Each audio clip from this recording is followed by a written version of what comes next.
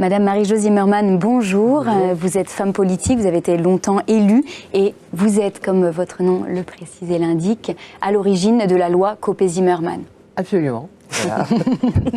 Voilà, vous avez Très bien, je vais vous donner la parole dans 1 minute. Très bien.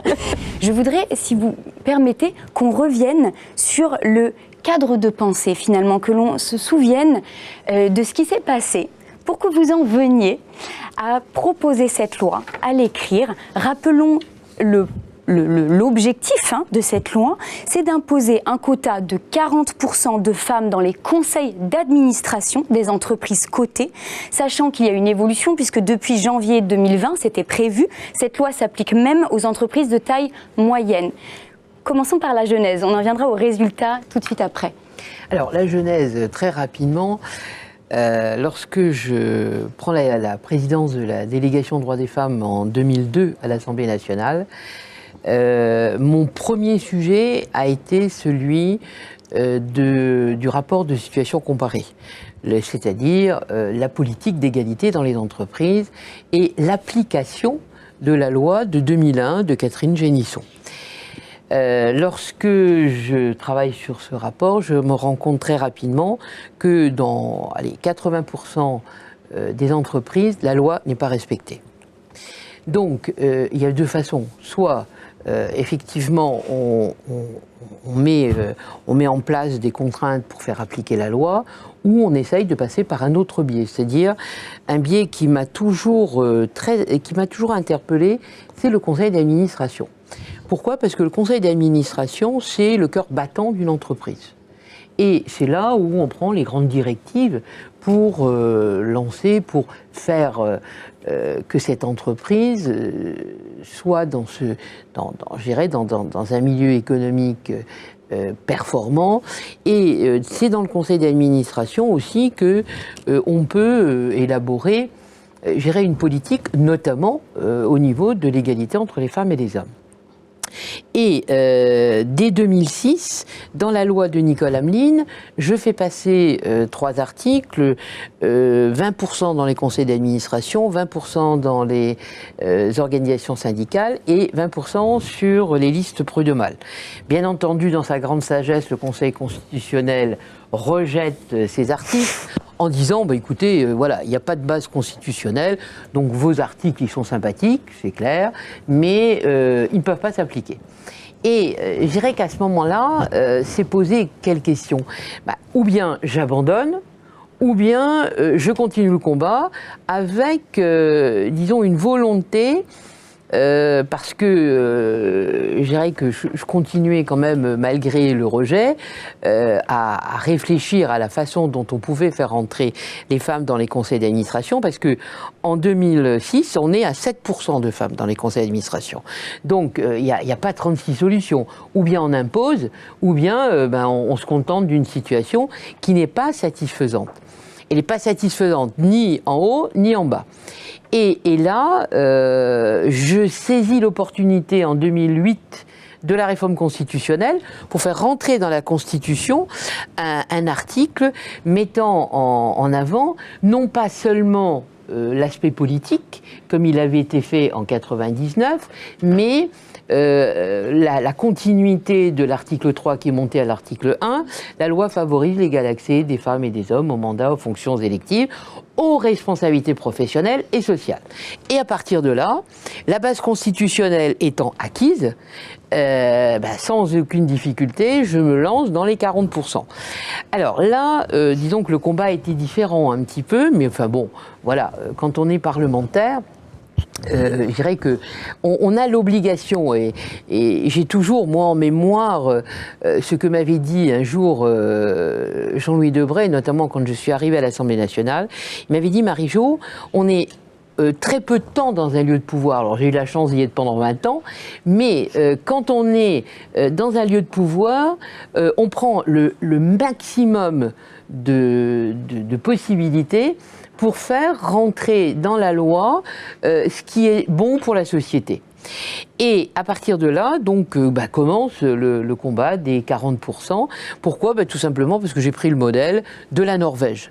Et en Norvège, et pourquoi ça a été aussi vite ? très rapidement aussi, c'est que quand je vais en Norvège, j'ai la chance de rencontrer le ministre norvégien qui a fait passer cette loi et qui me dit dans l'entretien, tout à fait par hasard, vous savez, la semaine prochaine, je vais en Allemagne et Angela Merkel a envie de faire passer cette loi. Donc je rentre en France, puis bon, d'abord je suis mosellane, mais en plus...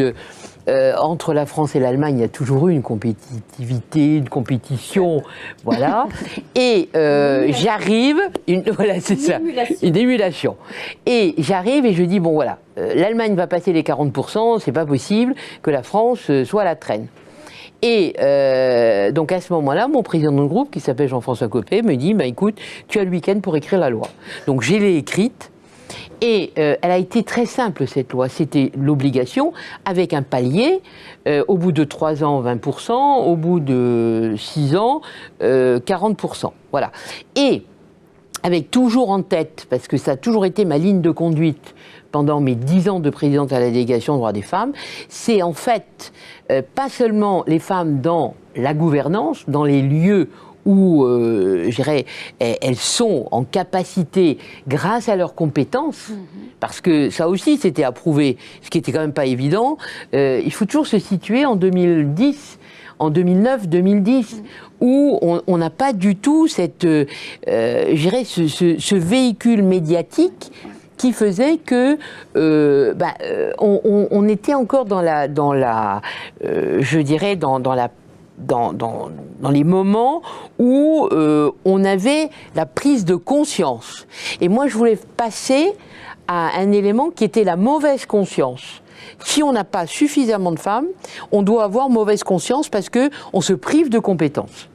Et donc, bon, tout ce parcours-là, on l'a fait. Donc, elle est passée à l'Assemblée nationale une première fois, où, bon, on a eu quelques difficultés, mais une chance pour moi. C'est que notamment une de mes collègues, que je ne citerai pas son nom pour pas l'embêter, me dit à la tribune, bon écoutez, c'est sympathique de vous mêler des entreprises privées, mais dans la fonction publique, c'est pas bon. Donc pour moi, ça a été une interpellation extraordinaire, parce que on est quand même en 2010. En 2010, on a encore 2 ans jusqu'à la fin du mandat. J'ai eu vraiment la volonté à ce moment-là de légiférer à la fois dans le privé, mais également dans le public. Et on a gagné parce qu'on a eu la loi Sauvadet en mars 2012. Donc, elle passe à l'Assemblée, elle passe au Sénat. Elle revient à l'Assemblée nationale et elle est votée en janvier 2011.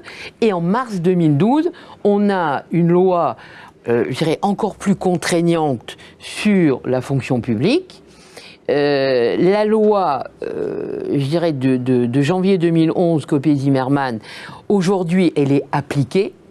Non seulement elle est appliquée, mais c'est une loi qui est suivie.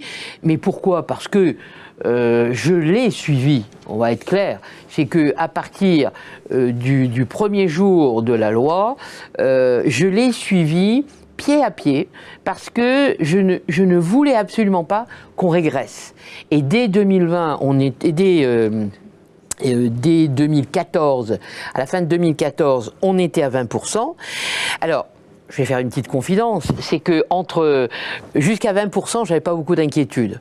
Entre 20 et 40, j'ai eu quelques inquiétudes parce que 20%, il suffisait de rajouter une femme dans le conseil d'administration et voilà, on arrivait à un certain pourcentage.